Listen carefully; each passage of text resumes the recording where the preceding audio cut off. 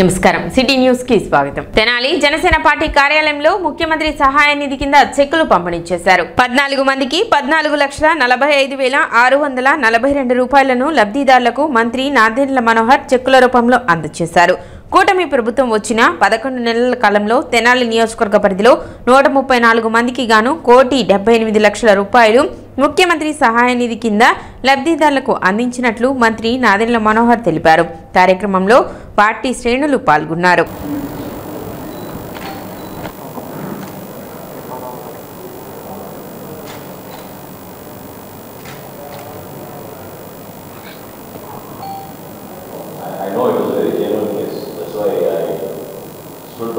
తెనాలి నియోజకవర్గానికి సంబంధించిన ముఖ్యమంత్రి సహాయ నిధి ఎవరైతే పాపం వైద్య సేవల కోసం ఇబ్బంది పడ్డారో ఆ కుటుంబాలకి 14 మందికి 16,45,000 రూపాయలు ముఖ్యమంత్రి గారి కార్యాలయం నుంచి వచ్చిన చెక్కుల ద్వారా మనం అందించడం జరిగింది. తెనాలి నియోజకవర్గంలో ఈరోజు వరకు 134 మందికి ఈ విధంగా మనం సహాయం చేయగలిగాం. టోటల్గా మనం ఇప్పటివరకు 11 నెలలు పూర్తవుతున్న సందర్భంగా 1,78,00,000 రూపాయలు వీళ్ళకి ఆర్థికంగా ఈ కుటుంబాన్ని మనం ఆదుకోగలిగాం. ఈ సందర్భంగా గౌరవ ముఖ్యమంత్రి చంద్రబాబు నాయుడు గారికి, ఉప ముఖ్యమంత్రి పవన్ కళ్యాణ్ గారికి ప్రత్యేకంగా ధన్యవాదాలు. ఎందుకంటే గతంలో పాపం ఎవరైతే ఇబ్బంది పడేవాళ్ళో వైద్య సేవల కోసం మధ్యతరగతి కుటుంబాలు, చిన్న కుటుంబాలు వీళ్ళందరికీ కూడా ప్రైవేట్ హాస్పిటల్స్, కార్పొరేట్ హాస్పిటల్స్లో విపరీతంగా బిల్స్ రావడంతో అనేక ఇబ్బందులు గురవుతున్నారు. వాళ్ళందరికీ కూడా ఈ అవకాశం ద్వారా CMRF అంటే గౌరవ ముఖ్యమంత్రి గారి పేరు మీద ఉన్న ముఖ్యమంత్రి సహాయ నిధి ద్వారా వాళ్ళకి చెక్స్ అందించి 1,78,00,000 రూపాయలు ఇప్పటివరకు మన తెనాలి నియోజకవర్గంలో 134 మంది లబ్ధిదారులకి ఈ విధంగా మనం అందించగలిగాం. భవిష్యత్తులో కూడా దయచేసి మీరు అప్లై చేసుకుంటే 10 రోజుల్లోనే మీకు ఆ కార్యాచరణ అంతా పూర్తయి ఒక పక్కా విధానంలో మీ అందరికీ కూడా సహాయం అందించడానికి ఇది ఒక గొప్ప అవకాశం. పార్టీకి పదవికి వన్నె తీసుకురావడంతో పాటు మహిళల సమస్యలు పరిష్కరించి సత్వర న్యాయం చేయటమే తన లక్ష్యమని ఆంధ్రప్రదేశ్ మహిళా కమిషన్ చైర్పర్సన్ రాయపాటి శైలజ అన్నారు. బుధవారం తెనాలిలో మహిళా కమిషన్ మాజీ చైర్పర్సన్ నన్నపనేని రాజకుమారిని ఆమె నివాసంలో రాయపాటి శైలజ మర్యాదపూర్వకంగా కలిశారు. నన్నపనేని రాజకుమారి దగ్గర సలహాలు, సూచనలు తీసుకునేందుకు వచ్చినట్లు రాయపాటి శైలజ తెలిపారు. శైలజ మాట్లాడుతూ నన్నపనేని రాజకుమారితో చిన్ననాటి నుండి మంచి అనుబంధం ఉందని, మహిళా కమిషన్ చైర్పర్సన్ పదవికి రాజకుమారి వన్నె తెచ్చారని, ఆమె వద్ద సలహాలు, సూచనలు తీసుకోవడానికి బుక్, పెన్ తీసుకుని వచ్చినట్లు చెప్పారు. పదవి ఇచ్చిన ముఖ్యమంత్రి చంద్రబాబు నాయుడు తనపై ఉంచిన నమ్మకాన్ని వమ్ము చేయకుండా కష్టపడి పనిచేస్తానన్నారు. బరువు, బాధ్యత కలిగిన పదవి ఇచ్చిన పార్టీకి పదవికి వన్నె తెచ్చి బాధ్యతగా పనిచేస్తానని శైలజ తెలిపారు. గత ప్రభుత్వంలో పదవి అంటే అవహేళనగా ఉండేదని, ఒక పార్టీకి సపోర్ట్గా పనిచేసేవారని అన్నారు. మహిళలకు న్యాయం చేయటమే తన ముఖ్య ఉద్దేశమని రాయపాటి శైలజ అన్నారు. నన్నపనేని రాజకుమార్ గారు చిన్నప్పటి నుంచి తెలుసు, ఆంటీ ఆంటీ అని పిలుస్తూ ఉండేవాళ్ళం. సో మహిళా కమిషన్ చైర్పర్సన్ అనే పదవికి ఎంత వన్నె తెచ్చారో అందరికీ తెలుసు. ఫస్ట్ మహిళా కమిషన్ చైర్పర్సన్ అంటే గుర్తొచ్చేది నన్నపనేని రాజకుమార్ గారు. సో నా మీద ఒక నమ్మకంతో, ఒక భరోసాతో చేయగలను అనే ఇదితో మరి మన ముఖ్యమంత్రి నారా చంద్రబాబు నాయుడు గారు మరి పొజిషన్ ఇంకా ఆయన పెట్టుకున్న నమ్మకాన్ని వమ్ము చేయకుండా నిలబెట్టుకోవాలంటే అంతకుముందు చైర్ కమిషన్ పర్సన్గా చేసిన రాజ్కుమార్ గారి సలహాలు తీసుకుందాం అని యాక్చువల్లీ నేను వచ్చాను. ఒక బుక్, పెన్ను చేతితో పట్టుకొని వచ్చాను రాసుకుందాం అని. కమిషన్ అనేది చాలా బరువైన బాధ్యత అండి. ఏదో పోస్ట్ ఇచ్చారని కాదు, ఆ పోస్ట్కి న్యాయం చేయాలి. ఎందుకంటే ఒక ఉదాహరణగా తీసుకుందాం అంటే గత 5 ఏళ్లలో ఎలాంటి ఉదాహరణ సెట్ చేశారో మన అందరికీ తెలుసు. సో అందుకని ఇక్కడికి వచ్చి కలిసి ఎలా చేయాలి, ఎలా చేస్తే బాగుంటుంది. ఎందుకంటే పదవి ఇచ్చిన పార్టీకి పేరు నిలబెట్టాలి, అలాగే ఈ పదవికి నిలబెట్టాలి పేరు. సో ఆ ఉద్దేశంతో వచ్చి ఆ సలహాలు, దీవెనలు తీసుకుందాం అనే ఉద్దేశంతో వచ్చాను.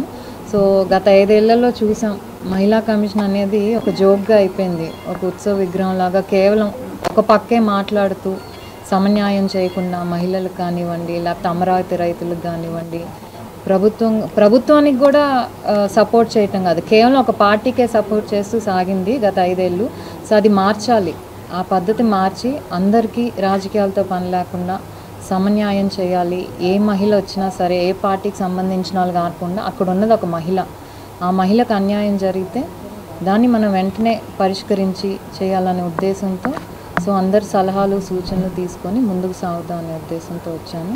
సో తప్పకుండా ఆంటీ అన్నట్టు మీడియా సహకారం, ఎందుకంటే పొద్దున మేము సదరన్ విజిట్కి వెళ్ళినా కూడా మీడియా మాకంటే ముందుండి ఎక్కడ జరుగుతున్న విషయాలు చెప్పడం కానివ్వండి, దానివల్ల మేము రియాక్ట్ అవుతాం కూడా ఆలస్యం లేకుండా వెంటనే రియాక్ట్ అవుతాం. నన్నపనేని రాజకుమారి మాట్లాడుతూ శైలజ మహిళా కమిషన్ చైర్పర్సన్గా తనకన్నా సమర్థవంతంగా పనిచేస్తుందని నమ్ముతున్నట్లు చెప్పారు. మహిళల సమస్యలు తెలుసుకొని పరిష్కరించాలని ఆమె కోరారు. అనంతరం నన్నపనేని రాజకుమారి దంపతులు రాయపాటి శైలజను సత్కరించారు. బాబు గారు తనకు ఒక అవకాశం ఇచ్చారు. అవకాశం ఇచ్చినందుకు చాలా సంతోషం ఉంది నాకు. ఎందుకంటే నాకన్నా బాగా చేయగలిగిన వాడు సంతోషమే కదా. కానీ అట్లా కాకుండా తను బాగా చేస్తుందని నమ్ముతున్నాడండి. మీ అందరూ ఈరోజు ఇంత తక్కువ టైంలో హడావుడిగా తాను వచ్చినప్పటికీ నేను అందరిని కూడా ఎక్కువ మంది పిలవలేకపోయాను. అదే సమీపంలో ఉన్న వాళ్ళని మాత్రమే పిలిచాను, ఎవరిని పిలవలేదు నేను. ఎవరేమనుకోవద్దు. మరోసారి తెనాలి తీసుకొచ్చేదానికి చాలా గొప్పగా మనం అంతా కూడా అభినందించాల్సిన అవసరం ఉందని నేను అనుకుంటున్నాను. ధన్యవాదాలు. తనకు శుభాకాంక్షలు తెలియజేస్తున్నాను. ఆయురారోగ్యాలతో ఉండి అందరూ బాగా చూడాలని కోరుకుంటున్నాను. అందరి సమస్యలు తెలుసుకుని పరిష్కరించాలని కోరుకుంటున్నాను. సచివాలయ సిబ్బంది వారి యొక్క వ్యవహార శైలి మార్చుకొని ప్రజా సమస్యల పట్ల బాధ్యతగా మెలగాలని తెనాలి సబ్ కలెక్టర్ సంజనా సింహ అన్నారు. ఇటీవల మంత్రి నాదెండ్ల మనోహర్ కొలిపార గ్రామంలో గ్రీవెన్స్ తెనాలిలో స్వచ్ఛాంధ్ర స్వర్ణాంధ్ర కార్యక్రమంలో భాగంగా పర్యటించిన నేపథ్యంలో ప్రజలు వారి యొక్క సమస్యలను మంత్రి నాదెండ్ల దృష్టికి తీసుకొచ్చారు. సచివాలయ స్థాయిలో సమస్యలు పరిష్కారం కాకపోవడంతో సిబ్బందితో సమావేశం ఏర్పాటు చేయాలని ఆదేశించిన నేపథ్యంలో సబ్ కలెక్టర్ సంజనా సింహ అధ్యక్షతన బుధవారం కొత్తపేట రామకృష్ణ కవి కళాక్షేత్రం నందు సచివాలయ సిబ్బందితో సమావేశం నిర్వహించారు. ఈ సందర్భంగా సచివాలయ సిబ్బందికి సబ్ కలెక్టర్ సంజనా సింహ పలు సూచనలు చేశారు. అనేక రకాల సమస్యలపై ప్రజలు సచివాలయానికి వస్తుంటారని, వారి యొక్క సమస్యలు తెలుసుకోకుండా సిబ్బంది నిర్లక్ష్యంగా వ్యవహరిస్తున్నారనే భావన ప్రజల్లో ఉందని, ఇటీవల మంత్రి నాదెండ్ల మనోహర్ పర్యటనలు ప్రజల నుండి ఇదే భావన వ్యక్తం చేశారని, సచివాలయ సిబ్బంది వారి యొక్క వ్యవహార శైలిని మార్చుకొని ప్రజల సమస్యలను పరిష్కరించేందుకు ప్రజలకు చేరువగా ఉండాలని ఆమె సూచించారు.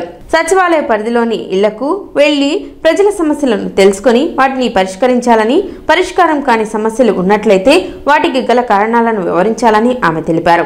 విధులకు సకాలంలో హాజరై ప్రజలకు అందుబాటులో ఉండాలని తెలిపారు. సచివాలయ సిబ్బంది వారి యొక్క బాధ్యతలను విస్మరిస్తే చర్యలు తప్పవని సబ్ కలెక్టర్ సంజనా సింహ హెచ్చరించారు. లాస్ట్ వీక్ సాటర్డే స్వచ్ఛాంధ్ర ప్రోగ్రాంలో పొద్దున 7 o'clockకి స్టార్ట్ చేసి ఆఫ్టర్నూన్ 12 వరకు కూడా మొత్తం మున్సిపల్ ఏరియాలో మనం ఒక ప్రీడిఫైన్డ్ రూట్లో sanitation activities and various grievances door to door sir మాట్లాడి అందరి దగ్గర కలెక్ట్ చేయడం జరిగింది. సో ఈ 2 ఈవెంట్స్ 2 డేస్ కూడా అబ్జర్వ్ చేసింది ఏంటంటే the entire point of having సచివాలయం అండ్ సచివాలయం స్టాఫ్ ఇస్ సర్వీసెస్ అన్నీ కూడా డోర్ స్టెప్ డెలివరీ అవుతాయని. అంటే సిటిజన్స్ ఎవరు కూడా ఆఫీసెస్కి వచ్చి ఆర్ ఉన్న డిలేతో వెయిట్ చేసి ఆఫీసర్ లేదని వెయిట్ చేయకుండా సచివాలయం స్టాఫ్ వల్ల వాళ్ళకి గ్రీవెన్స్ ఉన్నా లేకపోతే ఏ సర్వీస్ డెలివరీ ఉన్నా వాళ్ళ ఇంటి వద్దనే డోర్ స్టెప్కి వెళ్ళి డెలివరీ చేయాలి అవ్వాలి అనేది మోటోతో సచివాలయం స్టార్ట్ చేశారు. కానీ కొలిపర్లో గ్రీవెన్సెస్ అప్పుడు ఇంకా మొన్న స్వర్ణాంధ్ర స్వచ్ఛాంధ్ర చేసినప్పుడు కూడా ఏమర్థమైందంటే కనెక్ట్ అనేది సచివాలయం స్టాఫ్కి పీపుల్కి లేదు. So this is a huge labs అనేది ఆఫీసర్స్గా మేము కానీ మినిస్టర్ సార్ ఫీల్ అవుతున్నారు. ఎందుకంటే ఇప్పుడు మోస్ట్ ఆఫ్ అవర్ వర్క్ అనేది వెల్ఫేర్ ఓరియంటేషన్తో ఉంది. పెన్షన్స్ కానివ్వచ్చు, హెల్త్ కానివ్వచ్చు, ఎంతమంది సీనియర్ సిటిజన్స్ ఉన్నారో వాళ్ళకి వేరియస్ అదర్ ఇష్యూస్ ఉండొచ్చు, సింగిల్ ఉమెన్ ఉండొచ్చు, ఆర్ఫన్ పీపుల్ ఉండొచ్చు. సో వీటన్నిటిలో కూడా మీరు ఇనిషియేటివ్ తీసుకోకుండా ప్రొయాక్టివ్గా ఉండకుండా సిటిజన్స్ ఏవైతే వాళ్ళు అడుగుతున్నారో వాళ్ళ ఇష్యూస్ని తెలుసుకోకుండా చాలా నిర్లక్ష్యంగా నెగ్లిజెన్స్తో వ్యవహరిస్తున్నారు అనేది ఒక బాగా రన్ అవుతున్న ఒపీనియన్ అన్నమాట. ఇన్ జనరల్ గవర్నమెంట్ సర్వెంట్స్ పట్ల పీపుల్ హ్యావ్ ఫ్యూ కంప్లైంట్స్, టైంకి రారు, టైంకి చెప్పరు, టైంకి డెలివర్ చేయరు అని. దాన్ని ఒక లెవెల్ కన్నా తగ్గించి పర్సెప్షన్ని బాగు చేయాలి అనే సచివాలయాన్ని ఇంట్రడ్యూస్ చేశాం. అవి వచ్చిన తర్వాత కూడా if the dissatisfaction level is to the same extent then సచివాలయం ఇంట్రడ్యూస్ చేసిన పర్పస్ డిఫీట్ అవుతుంది. కానీ మీ దగ్గర నుంచి ఎక్స్ట్రా హ్యాండ్ ఏదైతే ఆఫీసర్స్ చేయలేరో, ఏదైతే కేటాయించలేరో అది ఆ బ్రిడ్జ్ అనేది మీరు పీపుల్తో మాకున్న గ్యాప్ని బ్రిడ్జ్ చేస్తారని కోరుకుంటున్నాం. సమావేశంలో మున్సిపల్ కమిషనర్ బండి శేషణ, తహసీల్దార్ గోపాలకృష్ణ, అసిస్టెంట్ కమిషనర్ లక్ష్మీపతి, బాలాజీ తదితరులు పాల్గొన్నారు. మొన్న శనివారం నాడు గౌరవ మంత్రివర్యులు గారు ఒక 6-7 వార్డులకు వార్డు విజిట్ పెట్టినప్పుడు మీరే గమనించారు. ఇక్కడ చాలామంది దగ్గర అబౌవ్ 100 గ్రీవెన్సెస్ వచ్చాయి. అందులో చాలా మటుకు పెన్షన్ ఇష్యూ వచ్చి, రైస్ కార్డు ఇష్యూ వచ్చి, వెరీ కామన్, వెరీ జెన్యూన్ అలాంటి ఇష్యూస్ గురించి మనం వాళ్ళు అడిగినటువంటి ప్రశ్నలకు మన దగ్గర సమాధానం లేకుండా పోతుంది. ఒక్కరోజు 4 సెక్రటరీస్ కలిసి మార్నింగ్ విజిట్ అయినా వెళ్తే కనుక అక్కడ ఉన్నటువంటి ఎంక్రోచ్మెంట్ ఇష్యూ కానీ, శానిటేషన్ ఇష్యూ కానీ, వాటర్ సప్లై ఇష్యూ కానీ, స్ట్రీట్ లైట్ ఇష్యూ కానీ, ఇతరాట్న ఈ రెవెన్యూ కలెక్షన్ సంబంధించిన అంశాల గురించి కానీ చాలా సులువుగా సాల్వ్ చేయొచ్చు వీక్లీ వన్స్. ఏం జరిగింది మీట్స్ రూపంలో మీ యొక్క సెక్షన్ హెడ్స్ ఇవ్వండి. ఇస్తే కనుక మీ లెవెల్ అయినా అయితే good, otherwise section head will take care of that. అక్కడ నుంచి ఆయన లెవెల్లో అయినా అయితే కనుక ఓకే, లేకపోతే కనుక మున్సిపాలిటీ లెవెల్కి వస్తాయి, కమిషనర్ లెవెల్కి వస్తాయి. కమిషనరు చేయగలిగింది ఇంటికి ఉంటుంది. అదర్వైజ్ ఫైనాన్షియల్ ఇష్యూస్ కనుక bring to the approval by the council. ఈ విషయాలు ఇదొక హైయర్ సిస్టమ్. ఇదైనాక వెల్ఫేర్ సెక్రటరీ, ఉమెన్ పోలీస్ విధిగా మీరు మీ యొక్క వార్డులలో జ్యూరిస్డిక్షన్లు కనుక తిరుగుతే కనుక వారంలో కనీసం 2 రోజులు ఒక వార్డు అంతా ఒకసారి కలిగిరిగితే కనుక అక్కడ ఉన్నటువంటి వాళ్ళకు ఉన్నటువంటి ఈ యొక్క వెల్ఫేర్ రిలేటెడ్ యాక్టివిటీస్ ఏదైతే ఇష్యూస్ ఏదైతే ఉన్నాయో అవన్నీ కూడా యూ కెన్ అడ్రస్. అదేవిధంగా ఈ యొక్క గత 6 నెలల కల్లా రకరకాల ఆన్లైన్ సర్వీస్ మనం చేస్తూ ఉన్నాం. ఈ యొక్క క్రమంలో ఎన్ని సర్వీసు కంప్లీట్ అయినాయి, ఎన్ని ఇంకా పెండింగ్ ఉన్నాయి, ఒకవేళ పెండింగ్ ఉంటే కనుక వాటికి గల కారణాలు 2 రకాలు. టెక్నికల్, అదంతా స్టేట్కి అంతా ఉంటుంది, కాంపన్ ఇష్యూ ఉంటుంది. అలా కాకుండా గ్రౌండ్ లెవెల్ ఉన్నటువంటి ఇష్యూస్ కొన్ని ఉంటాయి. అవి కాకుండా గ్రౌండ్ లెవెల్ ఇష్యూస్ కాకుండా కొంతమందికి ఇష్టం ఉండదు సర్వీస్ పని. ఆ ప్రకారంగా వాటిని విడదీసి సమాచారంగా అందిస్తే కనుక మనము ముందుంటాం. ఫస్ట్ ర్యాంకు రావాల్సింది నేను కోరను కానీ, బట్ మనం ఎప్పుడైనా కానీ ముందు ఉండాలి. పై స్థాయి వాళ్ళ దగ్గర నుంచి ప్రశ్నించుకునేటువంటి అవకాశం రాకుండా ఉంటేనే బాగుంటుంది.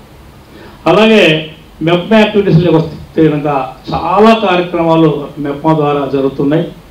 వాటిని మన టౌన్లో ఎందుకు చేయకూడదు? ఇంత స్కోప్ ఉంది కదా. గతంలో బ్రహ్మాండ కార్యక్రమాలు ఇక్కడ జరిగినాయనేసి చెప్తూ ఉంటారు. మీకు ఈ వ్యవస్థకు మంచి పేరు రావాలి, పబ్లిక్ మంచి సర్వీస్ జరగాలి, మన మీద నమ్మకంతో మన సచివాలయం దాటి ఇంకో పై అధికారిని కలవాలని ఆ లోకల్గా ఉండే వాళ్ళకి థాట్ రాకూడదు. ఎప్పుడు ఛాన్స్ ఉంటుంది అంటే అవినీతినో ఈ టాపిక్లు ఈ డిస్కషన్లు ఎప్పుడు వస్తాయంటే ఎప్పుడైతే మన దగ్గర డిలే అవుతుందో అప్పుడు వస్తుంది. మీకు తెలుసా, తెనాల్లో నేను తహసీల్దార్గా చేరిన తర్వాత దళారి అనేది లేదు క్వశ్చన్ మా దగ్గర. ఎందుకంటే నా దగ్గర ఆగితే కదా, క్యాస్ట్ సర్టిఫికేట్ అయినా ఈరోజు వస్తే సాయంత్రం అయిపోయింది. ఎప్పుడైతే నా దగ్గర 1 వారం లేట్ అయింది అంటే ఖచ్చితంగా ఎవడో దొరుకుతాడు మధ్యలో. నీకెందుకు? నాకు అలాంటి ఎక్స్పీరియన్స్ కూడా వచ్చింది జనాలు. ఎవరో ఒక ఎక్స్ నేను చేయిస్తానని 1300-1500 తీసుకున్నాడని నా నోటీస్కి వచ్చింది. అలా ఎలా ఇచ్చారు, ఎందుకు ఇచ్చారంటే నేను 4 రోజులు లేట్ అయింది నా దగ్గర. ఎందుకు లేట్ అవుతుంది అసలు? సో ఎప్పుడైనా మిడిల్ మ్యాన్ ఎప్పుడు దొరుకుతాడు? ఎవరైనా కావచ్చు, ఆ మిడిల్ మ్యాన్ ఏదో ఒక రూపంలో దొరుకుతాడు. ఎదురుగుండానే అర్జీదారుని పెట్టుకుని మనకు ఫోన్ చేస్తాడు, ఏంటండి పని ఎందుకు కాలేదండి. అదే మనం చేసేస్తే అసలు అతనికి ఛాన్స్ రాదు కదా, చెప్పే ఛాన్సే రాదు కదా. ఎవరో చెప్తే ఒకలాగా, చెప్పకపోతే ఇంకోలాగా ఉద్యోగం చేస్తామా? చేయగలిగే పని చేస్తాం, చేయలేని పని చేయలేము. ఇంత అనుమానం ఏం లేదు, ఎవరి కోసం కాదు కదా. మన ఉద్యోగానికి ఏదైనా డిస్టర్బెన్స్ వస్తే కాపాడే వాళ్ళు అయితే ఎవరు ఉండరు. ఎన్ని వ్యవస్థలు ఉన్నా, ఎలాంటి సంఘాలు మనతో ఉన్నా మనకి ఇబ్బంది వస్తే మాత్రం ఎవరు కాపాడరు. కాబట్టి దాన్ని దృష్టిలో పెట్టుకొని సుదీర్ఘ ఉపన్యాసం అనుకోకండి, ఓ బ్రదర్ లాగా ఫీల్ కండి. నన్ను ఖచ్చితంగా ఒక అకౌంటబిలిటీ, ఓ రెస్పాన్సిబిలిటీ, ఓ లాయల్టీ, ఇది మిస్సింగ్ దాని ఇంగ్రీడియంట్ అన్నమాట. ఇది లాయల్టీ, కొంచెం సొసైటీ పట్ల రెస్పెక్ట్, ఇవన్నీ కూడా అలవాటు చేసుకోవాలని కొన్ని చోట్ల చిన్న చిన్న పొరపాట్ల వల్ల కానీ లేకపోతే మీలో కొంతమంది నిర్లక్ష్యంగా వ్యవహరించడం వల్ల కానీ సమస్యలు వస్తూ ఉన్నాయి. దాని గురించి మన ఎంఆర్ఓ గారు చాలా సుదీర్ఘంగా మేము చెప్పాలనుకున్న అంశాలు కూడా ఆయన చాలా సుదీర్ఘంగా తెలియజేశారు.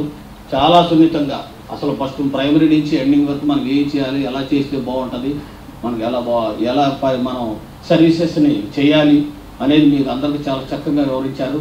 తర్వాత అట్లాగే ఇప్పుడు మన కమిషనర్ గారు వచ్చారు, ఆయన గారు కూడా మీకు విషయాలు చెప్తారు. తర్వాత మేడం గారు కూడా తెలియజేస్తారు. మీ అందరూ ఇప్పుడు చెప్పిన అంశాలన్నీ కూడా చాలా మనసులో పెట్టుకొని వాటిని అన్నింటినీ కూడా మనం సఫలీకృతం చేయాలి. ఏదో చెప్పారు, విన్నాము, ఎంఆర్ఓ గారు మాట్లాడారు, అట్లా కమిషనర్ గారు మాట్లాడారు, అందరూ మాట్లాడారు, ఏదో అయిపోయిందని కాదు. మన పొరపాట్లు మనం సర్దిద్దుకోవాల్సిన అవసరం ఉంది. అలాంటి పొరపాటు చేయకండి. ఎందుకంటే మీరందరూ బాగా చదువుకొని ఉన్నారు, బాగా వివేకంగా 5 సంవత్సరాల నుంచి పనిచేస్తున్నారు. నెగ్లిజెన్సీ ఉండటం అనేది మనకు వచ్చిన ఇబ్బంది వస్తుంది. మనం ఒక సచివాలయంలో 10 మంది ఉన్నారంటే వాళ్ళు ఒక ఇద్దరు పనిచేసి 8 మంది పనిచేయకపోయినా కానీ మొత్తం ఆ సచివాలయం పనిచేసే వాళ్ళు కూడా అది రిఫ్లెక్ట్ పడుతూ ఉంటుంది. సో మీ అందరూ సమిష్టిగా పనిచేయమని సచివాలయాలను ఏర్పాటు చేశారు. అడ్మిన్ ఉంటేనేమో వెల్ఫేర్ ఉండరు, వెల్ఫేర్ ఉంటేనేమో ఉన్న శానిటరీ సెక్రటరీ శానిటరీ అట్లా మీరు ఒకరికొకళ్ళు ఉండకుండా ఇరెగ్యులర్గా బిహేవ్ చేయడం వల్ల ఇలా మనం మంత్రి గారి పర్యటనలో కూడా కొన్ని అంశాల్లో మన లోపాలు కనిపెట్టడం, మరి సార్ మనకు అందరికీ అలా కాదు ఇలా ఉండాలని తెలియజేయమని చెప్పి మన కమిషనర్ గారికి కూడా సూచనలు చేసి ఉన్నారు. కాబట్టి మీ అందరూ కూడా ఇప్పుడు తెలుసుకున్న అంశాలు ప్లస్ ఇప్పుడు చెలగిపోయే అంశాలు కూడా మీరు అందరూ పరిగణలో తీసుకొని ఇకపై అలాంటి కార్యక్రమాలు ఏ కార్యక్రమం మన ప్రభుత్వం ద్వారా నిర్వర్తించవలసినా కానీ 100% చేయాలి. ఇప్పుడు ఈకేవైసీ ఉంది, మనం రోజు నాకు టీసీ తీసుకుంటా ఉన్నారు. దానిలో మనం చేయాల్సిన వాటిలో కనీసం 20% కూడా చేయకుండా మనం పెండింగ్ ఉంచుకొని మనం సర్వే చేయట్లేదని అనిపించుకోవడం కరెక్ట్ కాదు. తర్వాత అయినా మనమే చేయాలి. అలాగే ఏ సర్వే అయినా మన దగ్గర పెండింగ్ ఉండకూడదు. గురువారం హనుమాన్ జయంతి సందర్భంగా తెనాలిలో హనుమాన్ శోభాయాత్ర బైక్ ర్యాలీ నిర్వహించనున్నారు. సాయంత్రం 4 గంటలకు సుల్తానాబాద్ మార్కెట్ యార్డ్ నుండి జరగనున్న ఈ కార్యక్రమానికి హిందూ బంధువులు అందరూ వేలాదిగా కుటుంబ సమేతంగా పాల్గొని జయప్రదం చేయాలని కోరారు. కార్యక్రమంలో కొల్లా గురునాథ్ గుప్తా, కొడాలి క్రాంతి, వేమ సురేష్ బాబు, పెద్దలంక వెంకటేశ్వరరావు, బోడపాటి ఆదిత్య, గాంధీ హనుమరెడ్డి, కనమర్లపూడి సుబ్రహ్మణ్యం, మందికంటి రామాంజనేయులు, జ్యోతిబాబు తదితరులు పాల్గొన్నారు. రేపు గురువారం 22వ తారీఖున సాయంత్రం 4 గంటలకి సుల్తానాబాద్ చిట్యాల స్వామి గుడి దగ్గర నుంచి అలాగే మార్కెట్ అలాగే రజ్జిగిపేట మీదుగా శివాజీ చౌక్ సెంటర్ మీదుగా చిట్యాల దాకా శోభాయాత్ర జరుగుబడుతుంది. ఈ కార్యక్రమాన్ని మరి శోభాయాత్ర కమిటీ ఆధ్వర్యంలో గత 3 సంవత్సరాల నుంచి ఎంతో ఉత్సాహంతో చేయడం జరుగుతుంది. ఈ కార్యక్రమంలో మరి తెనాలి ప్రజలు అందరూ కూడా పాల్గొని ఎంతో దిగ్విజయంగా ముందు నడుపుతున్నారు. అట్లాగే ఈ సంవత్సరం కూడా మరి తెనాల్లో ప్రజలందరూ కూడా కుటుంబ సమేతంగా మరి హనుమాన్ శోభాయాత్రని ఘనంగా దిగ్విజయంగా నడపాలని చెప్పేసి రేపు గురువారం 22వ తారీఖు శ్రీ హనుమత్ జయంతి సందర్భంగా హనుమాన్ శోభాయాత్ర అత్యంత వైభవంగా నిర్వహించడం జరుగుతుంది. సుల్తానాబాద్లోని ఆంజనేయ స్వామి గుడి దగ్గర మొదలై స్వరాజ్ టాకీస్ దగ్గర చిట్టాంజనేయ స్వామి గుడి వరకు ఈ శోభాయాత్రని అత్యంత వైభవంగా తెనాలి పట్టణ ప్రజల సహకారంతో నిర్వహిస్తున్నాం. గత 3 సంవత్సరాలు తెనాలి పట్టణ ప్రజలందరూ అధిక సంఖ్యలో పాల్గొని ఈ యాత్రని దిగ్విజయంగా పూర్తి చేశారు. అలాగే రేపు కూడా అందరూ కూడా హిందూ బంధువులందరూ కూడా ఈ కార్యక్రమంలో పాల్గొని ఈ శోభాయాత్రని దిగ్విజయం చేసి ఆ స్వామివారి కృపకి పాత్రలు కావాల్సిందిగా కోరుతున్నాం. రేపు హనుమాన్ జయంతి సందర్భంగా తెనాలిలో హనుమాన్ శోభాయాత్ర బైక్ ర్యాలీ నిర్వహిస్తున్నాము. ఈ కార్యక్రమం గత 3 సంవత్సరాలుగా జరుగుతుంది దిగ్విజయంగా. ఇప్పుడు 4వ సంవత్సరం అండి. రేపు గురువారం సాయంత్రం 4 గంటలకి సుల్తానాబాద్ ఆంజనేయ స్వామి గుడి దగ్గర నుంచి మార్కెట్ మీదుగా ప్రకాశం రోడ్డు, బోస్ రోడ్లోని చిట్టాంజనేయ స్వామి గుడి వరకు ఈ శోభాయాత్ర జరుగుతుంది. కావున నగరంలోని ప్రజలందరూ కుటుంబ సమేతంగా పాల్గొని ఈ కార్యక్రమంలో జయప్రదం చేయాల్సిందిగా కోరుచున్నాం. సిటీ న్యూస్ ఇంతటితో సమాప్తం. నమస్కారం.